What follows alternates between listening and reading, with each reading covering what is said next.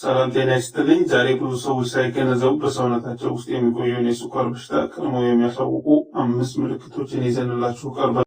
አንደኛ፣ ከመጠን በላይ መጠማት። በደሞ ውስጥ ያለው የስኳር መጠን ሲጨምር ሰውነቱ ያንን ስኳር ለማስወገድ ብዙ ፈሳሽን ይፈልጋል። ይህም ከፍተኛ የጥም ስሜት እንዲሰማው ያደርጋል።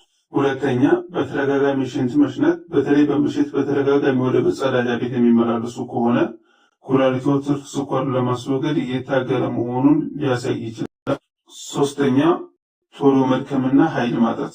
የበሉት ምግብ ወደ ኃይል መቀየር ሳይችል ሲቀር ሰውነቱ ከፍተኛ የድካም ስሜት ይሰማዋል። አራተኛ፣ የእይታ መደብዘዝ። ከፍተኛ ስኳር መጠን በአይናችን ውስጥ ባለው ፈሳሽ ላይ ተጽዕኖ ስለሚያሳድር ነገሮችን በግልጽ እንዳናይ ሊያደርገን ይችላል። አምስተኛ፣ ቁስሎች ቶሎ አለመዳን። ትንሽ ጨረት ወይም ቁስል ቶሎ የማይድን ከሆነ ለስኳር በሽታ አንዱ ምልክት ሊሆን ይችላል።